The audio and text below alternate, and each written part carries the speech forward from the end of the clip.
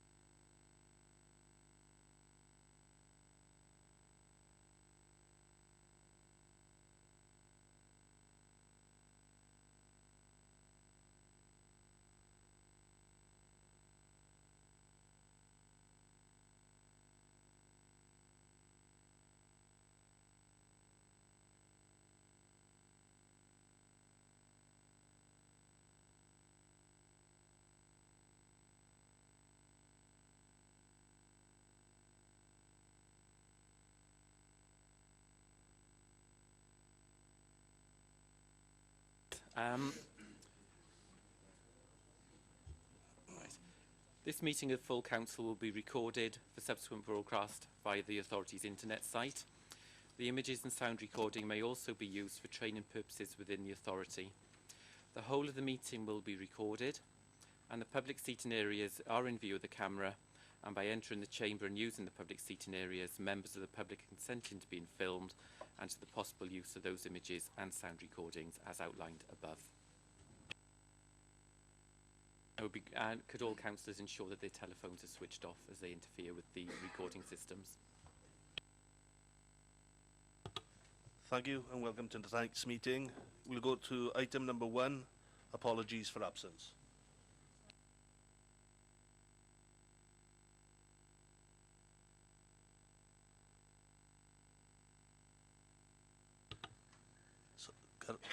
Councillor Thomas. Sorry, Mr. Mayor, my voice was very quiet. Councillor Howard Barrett, was he? He was. Okay, thank you very much. We'll go to item number 2, declarations of interest.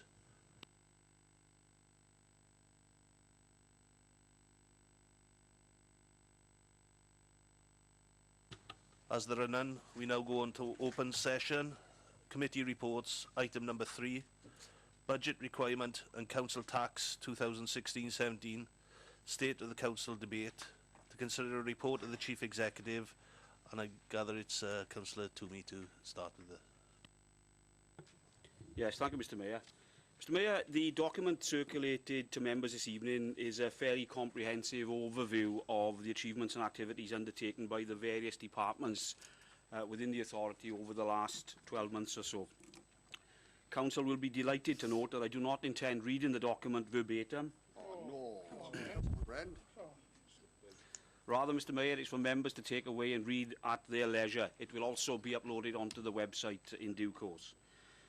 Mr. Mayor, it is at this time of the year when we set the budget and our council tax that I feel it is only right and proper that I, on behalf of all members of council, thank our officers and staff for their continued efforts in delivering good public services for the citizens of our county borough in very difficult circumstances amidst ever-decreasing finances.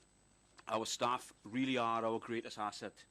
Mr. Mayor, it gives me great pleasure this evening to announce that from April of this year, this administration is implementing the living wage for our staff. And for the avoidance of doubt, this is the real living wage and not a rehashed Tory version of the minimum wage as announced by the Chancellor, George Osborne, some months ago. This announcement, Mr Mayor, proves this Council's commitment to its staff, and I'm sure will be welcomed by all members of Council here this evening. I'd also like to thank the Cabinet for working extremely hard with their respective officers in delivering a proposed budget that really does protect the most vulnerable within our society whilst maintaining all other service areas as best we can. Scrutiny has also played a vital part in the budget setting process, and I thank all members of Scrutiny and Audit for their invaluable contributions in getting us to tonight's report. Finally, Mr Mayor, thanks must go to Welsh Government for trying to protect our public services from the year-on-year attacks from Westminster. Mr Mayor, the report before us this evening, set out on pages 1 to 30, gives the detail of available finances for the forthcoming year 2016-17, together with an overview of this Council's medium-term financial plan. Council will by now, through various committee processes, be acutely aware that in trying to protect our vital public services for the forthcoming year, the budget requirement is £114.245 million. Whilst our settlement from Welsh Government was somewhat better than expected at minus 0.73%, we still find ourselves making very tough decisions that would never have been considered in years gone by. It is the better than expected settlement, together with the combined efforts of officers and councillors, that we are able to limit the increase in council tax to 3.5% this year, rather than the 4.5% budgeted for in the medium-term financial plan. It's worth noting, Mr Mayor, that the proposed increase for Merthyr Tydfil is approximately halfway through the range or scale of where the other 22 or the 21 authorities across Wales have set their council tax for this year. In fact, it is very, very slightly lower than average. Moving through the report, members will note the outcome of the council tax consultation process as set out in section 4 on pages 3 and 4 of the report. Section 6 of the report highlights the council's medium-term financial plan, with table 2 highlighting the indicative budget deficits through to 2017-18. Table 3 highlights the revised projected deficits through to 2019-20. Section 7 sets out the Cabinet and Council approved adjustments, and Section 8 highlights the adjustments made from updated information as noted in the 12 bullet points on page 9. Additional pension contributions, implications of the updated provisional settlement, schools cash protection and the corporate risk fund are set out in sections 10, 11 and 12, and members will be familiar with section 13 of the report and the 6 work streams that make up the Council's budget strategy. Flexible use of capital receipts is set out in section 14 of the report, and members will by now be aware that the Council is able to utilise its capital receipts this year to help with service reconfiguration and rationalisation within the transformation programme. Sections 15 and 16 highlight the annual minimum revenue provision statement and robustness of estimates and adequacy of financial reserves. The financial implications are set out on page 20 in sections 17.1 through to 17.5 of the report. And going back to page 2, Mr Mayor, section 2 of the report and the recommendations, I move that 2.1, the council tax increase of 3.5% for 2016-17 for the county borough be approved. 2.2, the budget requirement of £114.245 million for 2016-17 be approved. 2.3, the revisions to the medium-term financial plan 2016 to 2017 through to 2019 and 20 be approved. 2.4, the corporate budget strategy and transformational change programme in addressing the medium-term financial plan projected budget deficits be noted. 2.5, that the Minister for Public Services direction in respect of flexible use of capital receipts to finance revenue costs of service reform be noted.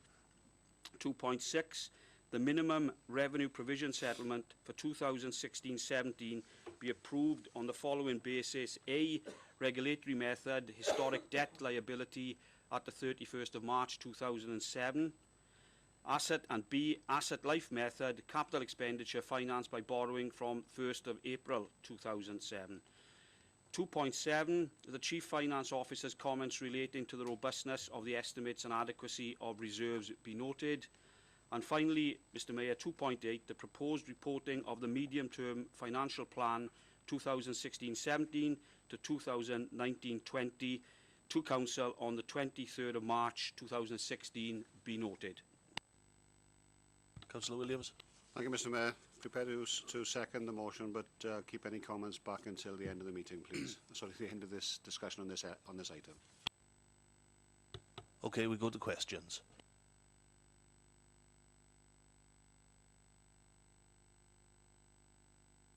Any comments?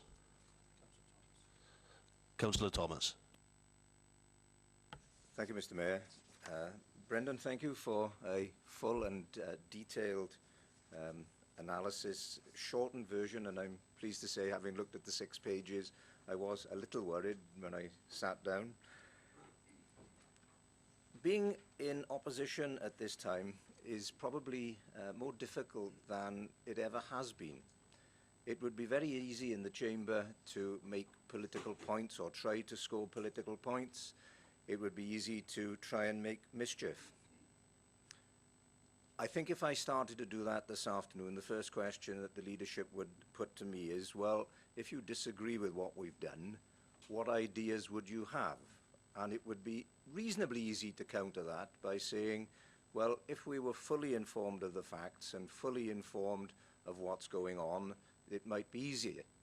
That would, of course, be countered by the fact that audit, that I chair, and other members of this group have been involved either through scrutiny or other means in all the discussions for many months indeed. I think it's a sad state of affairs that we're asking people, albeit a 4.5% increase in council tax, reducing to 3.5, sort of tell them the bad news first and they then think that 3.5 is a good deal, but I won't dwell on that point at all. People, I think, outside simply see that they are paying more and receiving less. It would be difficult to figure this council in isolation, because I think that all local authorities are suffering the same sorts of cuts throughout Wales. We made our point clear when we were elected in the first instance as an independent opposition group. We would seek to oppose all those things which we felt went against our views in principle. It's very difficult to oppose things when what we are actually talking about is cuts in funding which are going to affect me as an independent councillor and every other person in this county borough in the same way. I will centre on one item, if I may, just for clarity, that although schools are receiving a cash protection, it doesn't mean that they're not suffering cuts. And I think people outside this authority need to understand that schools have been asked to find £300,000 of cuts approximately for the next financial year, and that could be more or less depending on how the settlement works out for future years. In summary, as I said, it would be very easy for us to block vote against what Labour are proposing this afternoon.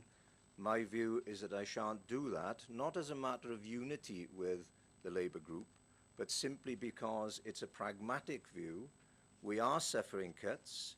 You cannot spend what you haven't got.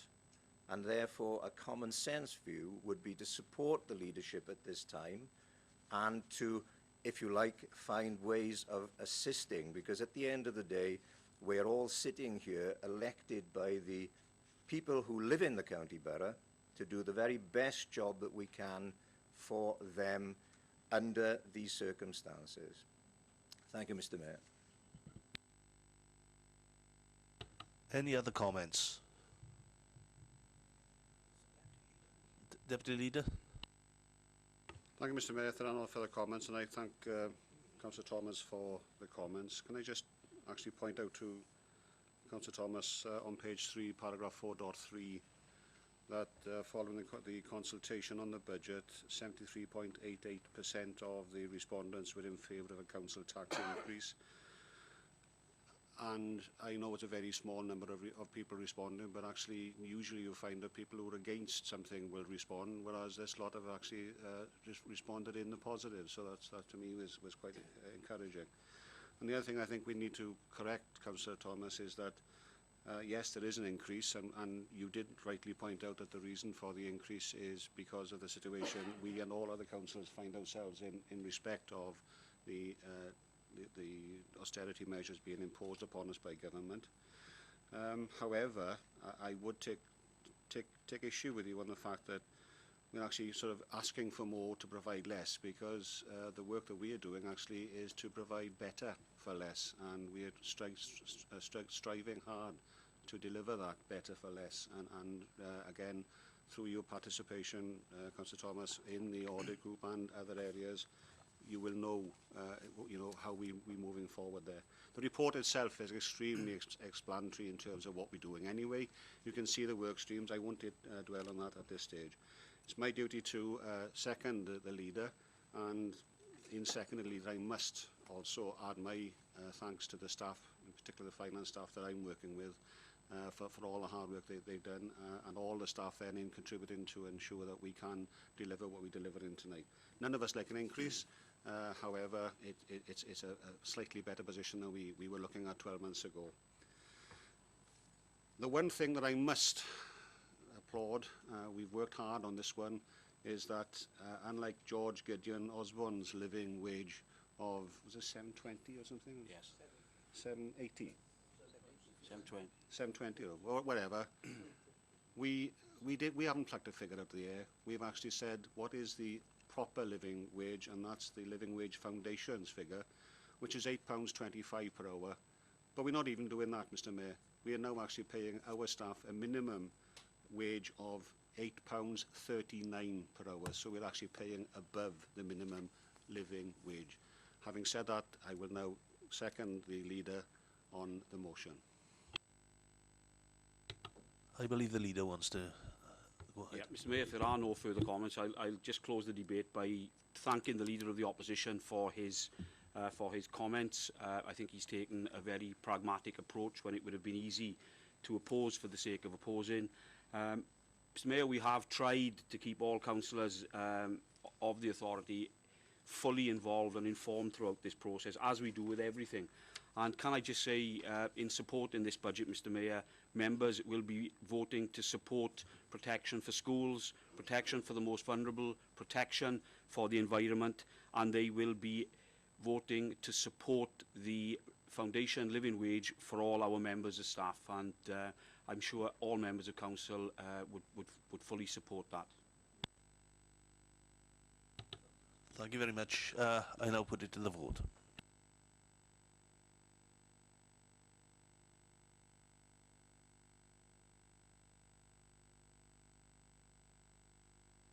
And that's been carried. We now go to item number 4. Council Tax Resolution 2016-17. To consider a report of the Chief Executive, and it's Councillor Phil Williams. Thank you, Mr. Mayor. I just put the papers to one side, so I've lost the report. Right.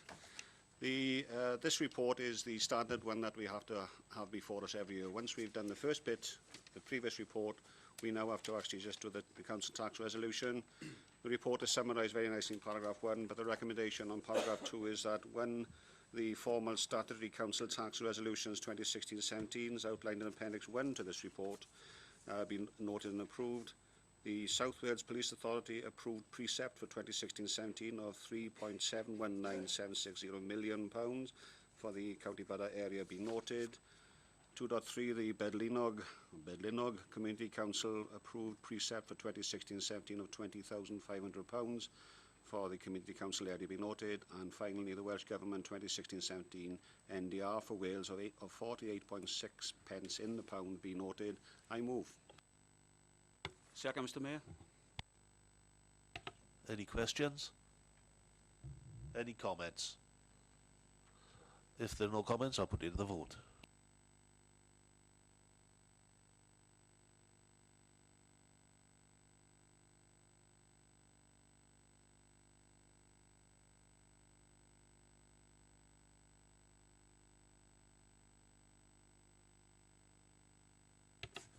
Thank you, and that's been carried.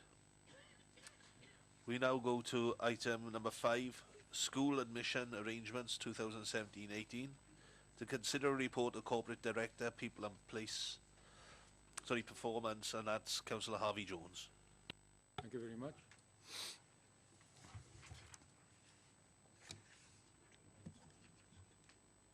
I won't dwell too long on this item. It's pretty straightforward. Members go to paragraph 3 as a starter. We carried out the consultation on the admissions policy and the catchment area review as a result of a statutory duty imposed on us to consult firstly on the school admissions arrangements on an annual basis, and we tied to that the statutory requirement to review the school catchment area. So that's basically what the work was all about. If you come down to paragraph 4, I can sum that up straight away on the admissions policy for 2017-18 by saying, and it's in the final sentence there in paragraph 4, there were no responses to the consultation regarding the school's admission policy 2017-18. As far as the consultation was concerned and the responses on the catchment review, we were looking at catchment alterations to 4 schools: Cydraw Primary, Toynrodin Primary, Ysgol Rhyd-y-Grug and Ysgol Santes Tydfil. As far as the Cydraw and the Toynrodin situation was concerned, I think we had one response from one parent. As far as that parent is concerned, it's fair for me to say that if we do vote through the recommendation this evening, that particular parent can still ask that her child or his child goes to either Cydraw or Toynrodin School. There's nothing stopping that person, because the catchment area may change, from the child continuing to go to one of the 2 schools. So there's no issue as far as the catchment area on those 2 schools are concerned, and I will be moving the recommendation in a moment. As far as the 2 Welsh schools are concerned, Ysgol Santes Tydfil and Ysgol Rhyd-y-Grug, you can see that there were over, I think, 180 responses, all those against what was being put out for consultation. They are shown in 5.3, the reasons. The one I'll just focus on, because, you know, 1, 2, 3, 4 out of the 5, I can see why the parents of the particular areas would have objected. It's all in the main to do with transport being provided now. If they went to Ysgol Santes Tydfil, the transport would, for quite a few of the pupils, be taken from them. So obviously they want to hold on to what they've got. Put that aside and come down then to what I considered to be the real reason, which is worthy of consideration, obviously, in addition to the 4 that are shown in paragraph 5.3. If you notice, in Ysgol Santes Tydfil, all the objections came from that particular school, that is the parents, and perhaps more importantly, because they know something about the situation up there that the parents may not know about. And that is the governors, the school themselves and the parents.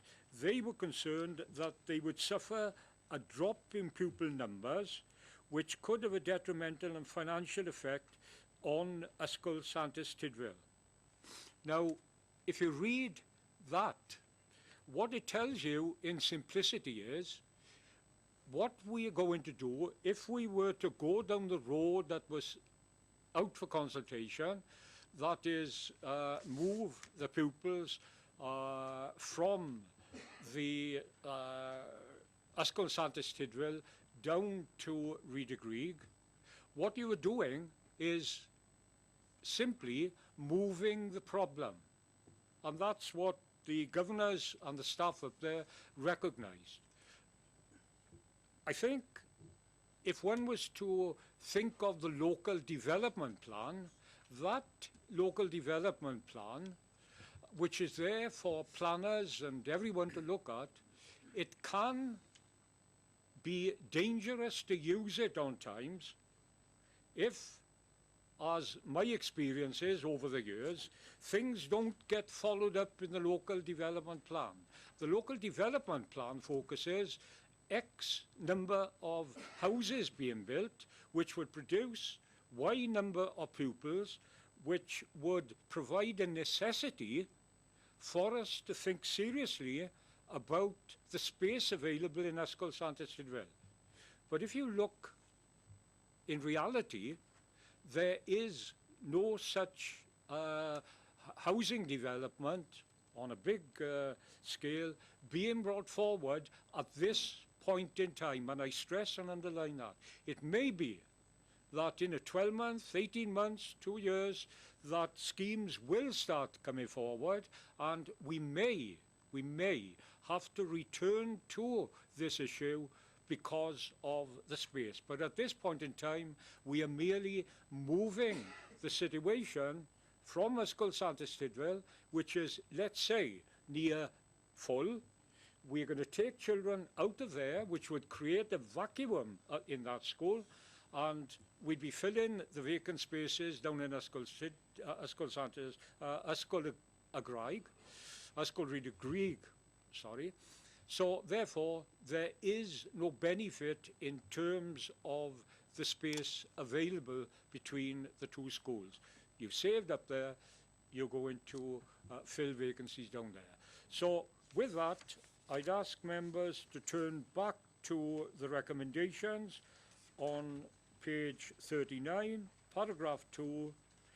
We accept the school's policy, and we accept then the catchment areas relevant to Caerdraw and Toyn, and everything else is left as it is at this point in time. Is there a second? Yes, second, Mr. Mayor. Any questions? Councillor Richard Thomas. Just a point of clarity, if I may, in the appendix, Mr. Mayor, which is on page 45, the admission limit, B1, the final sentence there,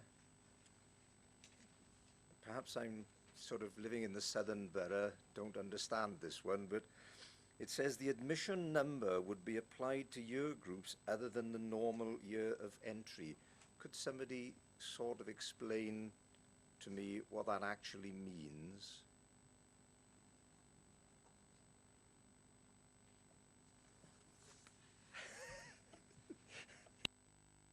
Thank you, Councillor Thomas. I'm just rereading the sentence to be absolutely clear that I've understood what it means. The admission number would be applied. What it's saying is that you would normally work on the basis that this is the year group that we take children into, but children transfer at other points, so not at year 7. So the normal year of entry into a school is when they're at the point of entry for that school. But obviously children turn up and apply for places at other times, like year 11, for example. So the normal year of entry is the year in which you would normally expect children to start their education in a school. And it's all about saying is that you would stick to the admissions number, except in exceptional circumstances, and there's a number of exceptional circumstances. For example, children who are looked after, children of forces families, where you would make exception if you didn't have room, you would make room over the capacity for them, particularly if it wasn't in the normal year of entry, so that if a forces child turned up in year 8, you would make every endeavour to accommodate them in the school. May I suggest that a caveat could be inserted then into the, because what Dorothy has just said to me doesn't immediately jump out at me at that sentence. Perhaps, you know, I hesitate to say I'm dull because people will agree, but perhaps not. I mean, if others are satisfied with it, I would hate to beat it to death.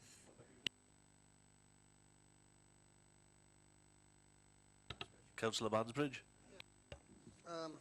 In your report, Abby, you said that you take it you're going to move people down from Santos down to Redegree. On the leaders' report tonight, look at the bottom here, at the very back. Have you taken into consideration the fact that there could be 200 extra houses on the colliery site, and with the influx of pupils? Huh? Yeah, well, it's building in it, and you mentioned no new building, but it is going to increase the number of children probably going to go to Redegree. It's a good question, because that is talking about development in the southern part of Merthyr, which will invariably require additional spaces in Ysgol Redegree, and that we know is about to kick off. So it could very well be that when we have a second look at this, if we do have a second look at it, it could very well be that the circumstances and situation regarding Ysgol Redegree will have actually changed because of the development down there. When we were doing this, the development that we focused on in the main was development in the northern part of Merthyr, in the main, right? But Brian have just introduced something that may or may not have been considered, but it is worthy of serious consideration that down there we know there's going to be development in the foreseeable future. Any other questions? Comments? Councillor Richard Thomas.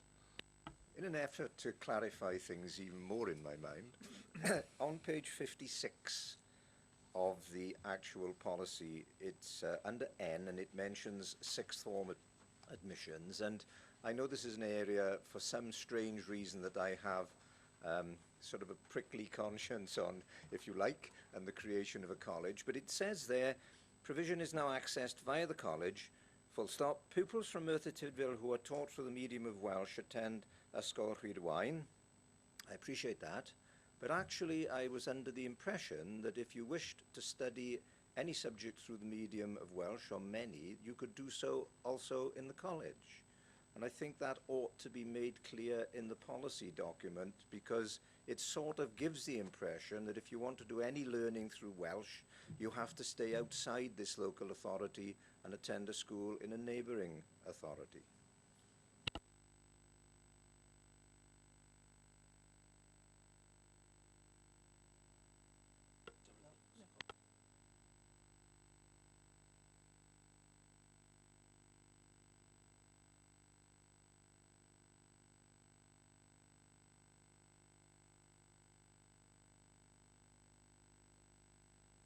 Any other comment? Councillor Linda Matthews. Thanks, Chair. As Town Ward members, we welcome this report. It is clear for the Tydfil Junior School, Primary School and Cydraw that the development over the last 10 years or so has all been at the top end of Tydfil and therefore has moved the balance, if you like, of children attending school. And so that is welcome. There are no transport issues or whatever, because all children live within a reasonable distance and all walk to school. The situation with the Welsh school is quite different. The reliance on the local development plan, whilst, okay, in reality there are large areas earmarked for housing at the top end of the borough, there, as far as I'm aware, very little interest in those at the moment. Plus, you know, how many years down the line before those houses are built and those children present themselves at school? There's also been an issue with some parents who previously had transport for their children and now don't because of our change of policy, where younger children, they would have liked to put them in the Welsh medium school, but logistically, never mind their feelings about the Welsh language, logistically it isn't possible because there now is no transport. So that also reduces the numbers of children who may be attending from next September or even the year after. All in all, I think the feeling was that this is really premature at the moment, and to pick up on Councillor Mansbridge's point, you know, there's definite development going at the bottom end of the borough, and so the time to revisit this is perhaps in 2 years or 3 years' time, when there may be a different situation altogether. So I fully support the recommendations. Thank you. Any other further comments? No? Put it to the vote.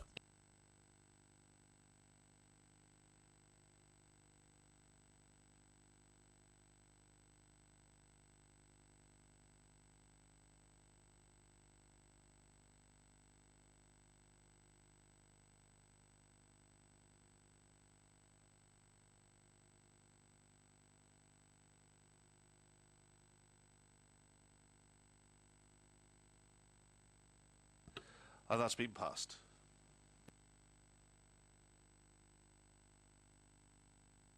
There's a Yeah. further... Could I just interject there for a second, please? If you'll excuse me, I should have declared an interest in this item, the trade waste enforcement, because I own a property that could potentially be affected by it. Mr Mayor, likewise, I own excuse me, own a business in the borough, so I'll have to declare an interest as well.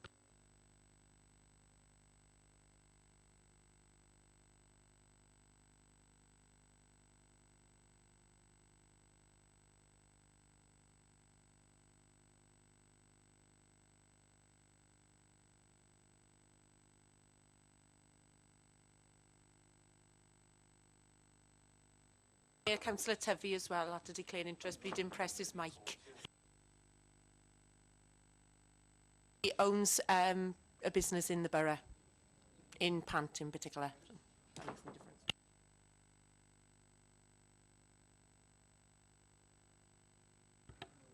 difference. Right, so we'll go on to this extra item. Ray, you've also got a business here. Yeah.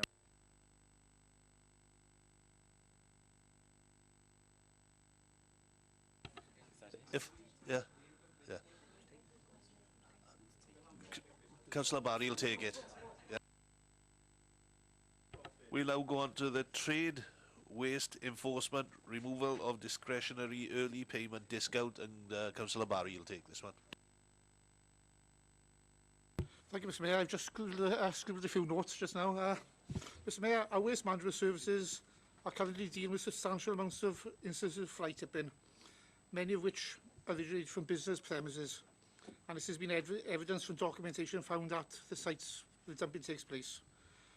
From checks carried out, the new enforcement team have identified that whilst most businesses act responsibly and have waste contracts in place, quite a few do not, and there's a concern that at least some of their waste is ending up being dumped and fly tipped throughout the county borough. I think it's generally acknowledged that we have not enforced strongly enough in the past instances like this, and this has contributed to the position we find ourselves now with regard to fly tipping and dumping.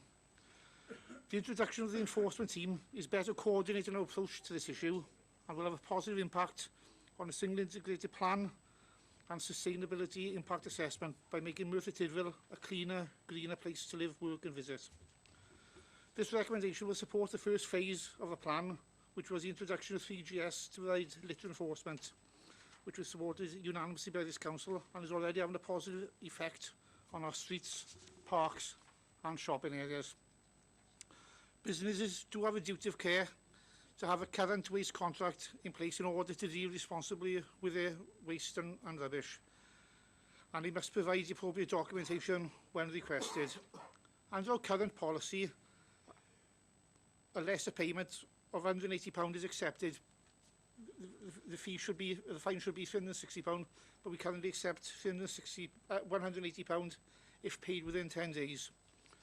This report requests that we remove this reduced amount in order to increase the deterrent to businesses who don't have suitable contracts in place. Before I move the recommendation, Mr Mayor, I would like to add the words "with immediate effect" at the end of recommendation 2.1. And, Mr Mayor, I move the recommendation 2.1 in this report. Can I have a seconder, please? Yes, Mr Mayor, I'm happy to second the the recommendations in the report, and can I say I'm sure all councillors will welcome this report, and I think we all acknowledge that fly tipping is a big problem, not only within the county borough of Merthyr Tydfil, but right across the whole of Wales, and indeed, as has been evidenced quite recently on various television programmes right across the United Kingdom at the moment as well. Mr Mayor, Council will be aware that all businesses are required by law to ensure that the disposal of their waste is licensed, and proof of that licence must be made available to officers of this authority on request. We've seen in recent times a marked increase in fly tipping, and there is absolutely no excuse whatsoever for any of it. I'd also like to thank Councillor David Jones, Mr Mayor, for working with officers in setting up this environmental enforcement team, which has been set up quite recently in order to tackle the increase in fly tipping. And I took the opportunity last Friday to visit Unit 20 and have a look at the operation firsthand. And I can say with some confidence, Mr Mayor, that we will start seeing real improvements and results in the very near future. And I'm sure David will want to make those announcements himself in due course. Mr Mayor, while we're on the subject, Councillor Barry mentioned 3GS, and I know that there's been some rumours circulating for some time about the enforcement tactics that this organisation has been using when enforcing littering offences. Again, last Thursday I took the opportunity of reviewing the video footage of some of the fixed penalty notices that have been issued since 3GS have been in operation throughout the county borough, and I am very pleased, in fact I'm delighted to inform Council that the officers have been firm with offenders, but have and are continuing to be very polite and courteous when undertaking their duties. And I didn't see anything in the videos which I was asked to look at random. I could pick which ones. They were all spot on. Mr Mayor, I don't expect councillors to believe me, so I've arranged that through the director of 3GS, so that council can be satisfied with itself in as much as the enforcement is taking place properly, that a presentation will be made at next full council where councillors can see for themselves that the reality is far removed from the myths that are circulating in some areas of the county borough at the moment. Thank you. Any other questions? Councillor Chaplin. Just for clarification, please, Mr Mayor. How many fixed penalty notices have been issued by this council in the past 12 months? That's one question. Where in the county borough is leafleting without permission enforced? And the third one is, what is the difference between a summary conviction and one on indictment?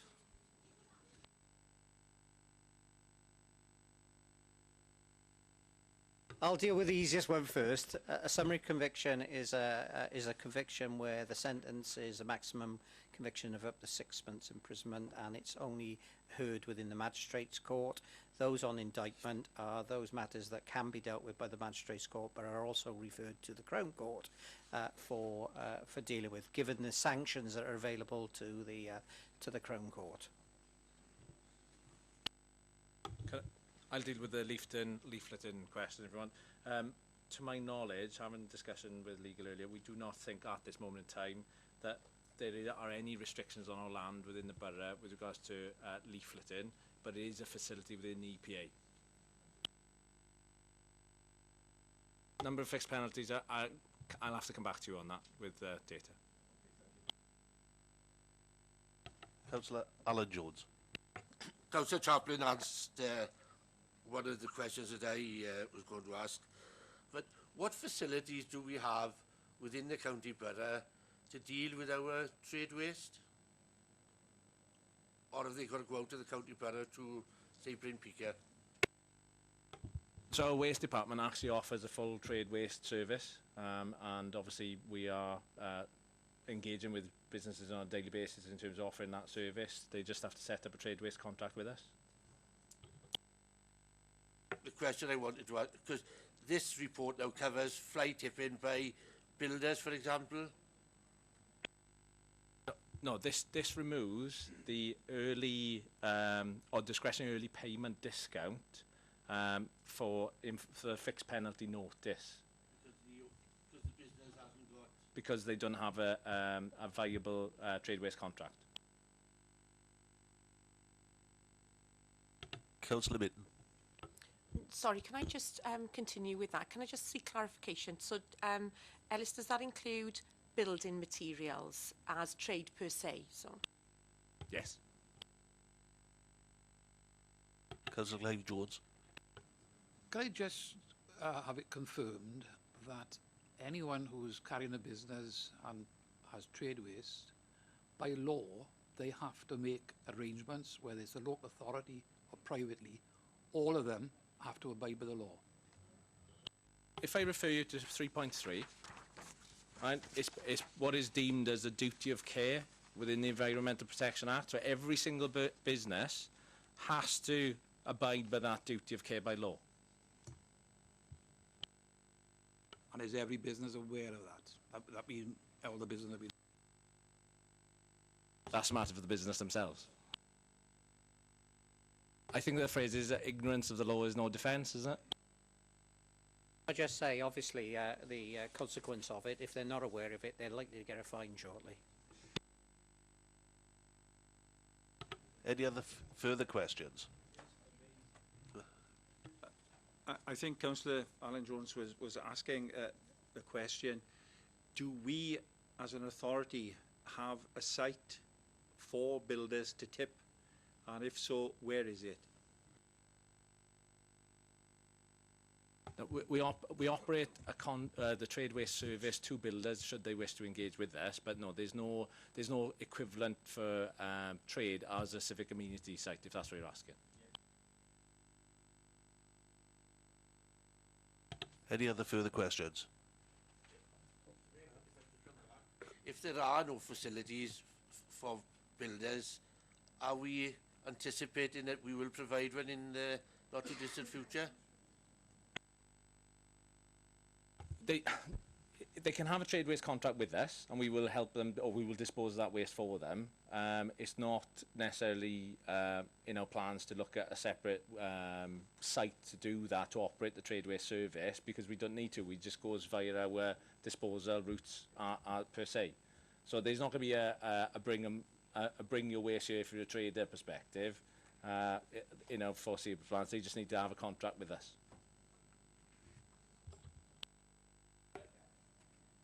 But shouldn't there be within our county borough some kind of facility, a charged facility, that enables a builder to go to an area, leave his rubbish and pay whatever? There will be, Alan. I think we're all getting very confused here. A builder will dispose of his waste through a licensed operator. So he will take his building material, he'll take his wood, he'll take extra, whatever he decides to take, to an authorised waste disposal company. The problem you've got is with fly tip material, which you see on the side of the road, is that those builders just turn up in a lay-by, dump it, and then drive off. Now that's what we've got to stop. We will enter into a contractual relationship with builders if they want, but they won't bring it to our specific facility. They will take it to a facility where there's either a transfer station or where it can be disposed of appropriately. So it will go to a third party on occasion. Obviously, domestic, when you're doing your DIY at home, you can take those building materials to our Civic amenity site because we can deal with that quantity. What we can't deal with is where someone's doing a major renovation, a builder, and actually they take it into our tip for nothing, for free, and dispose of it that way. We can't allow that. So builders themselves are under obligation to make sure they've got in place a contract for disposal of their own waste. I agree with that, Gareth, but should we be looking at providing a facility within our county borough that a builder will have to pay for to take his rubbish there? Because sometimes they won't have a skip, they'll have a van full or a truck at the back or whatever. I think that is the problem. Therein lies the problem. We are not currently offering in our plans a pay-as-you-go site, if that's what you describe it.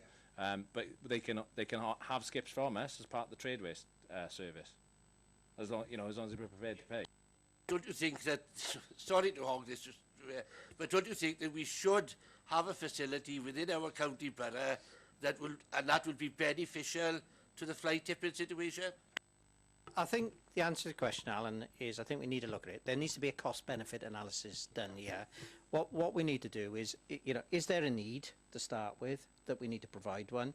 Is the facility available we can provide? Because again, lots of these sites, as you may be fully aware, cost. We have to be licensed to start with NRW.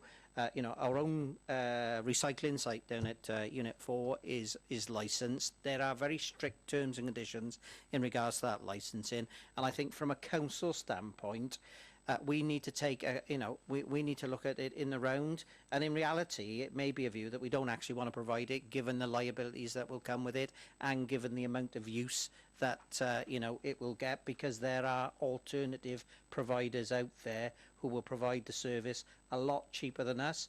And again, it comes round in a big circle. Our trade waste provision in this county borough is quite low, because there are people like Viridor, there's people like Biffa, there are other people out there in the marketplace who will undercut us. And most business will go to the most cost-effective and the most efficient. So I think it's a question well put. It's a matter I'm sure we will look at. But ultimately, I should imagine the view would be is that it would be an expense for which we would get very limited return. Are there any further comments? Sorry, questions. Councillor Chaplin. Are there not waste transfer stations at Pengathy? I think, yeah, there are private, yeah, that's the issue, see. Tony. There are other alternative providers who've got the licensed premises. We haven't for that type of waste. We would, if we took it on, we would have to come into a contractual relationship with a third party who would take the waste on our behalf. So yes, there are others throughout the county borough who will operate that facility and do. Any further questions? Comments? Councillor Thomas. Now that I understand the difference between a question and a comment, Mr. Mayor, two things to say. I want to assure Brendan that I have the utmost respect for his veracity and honesty, and I always believe everything he says. And secondly, I am delighted to support this, because anything and everything we do to improve the state and the conditions in which we live is great in my mind. Any further comments? If there are none, I'll put it to the vote.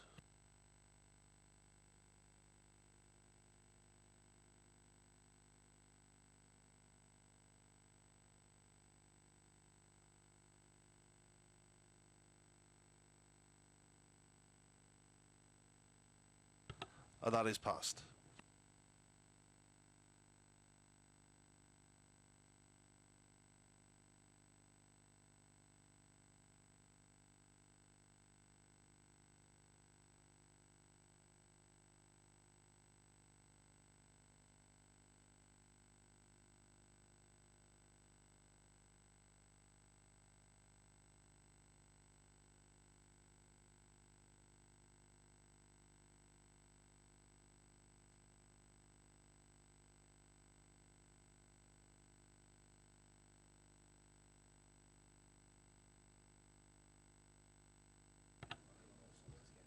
Thank you. Now everybody else is back.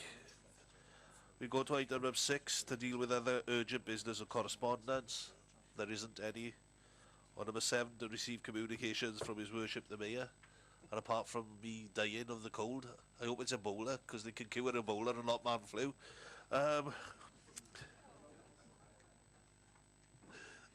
It's good night from me. Good night.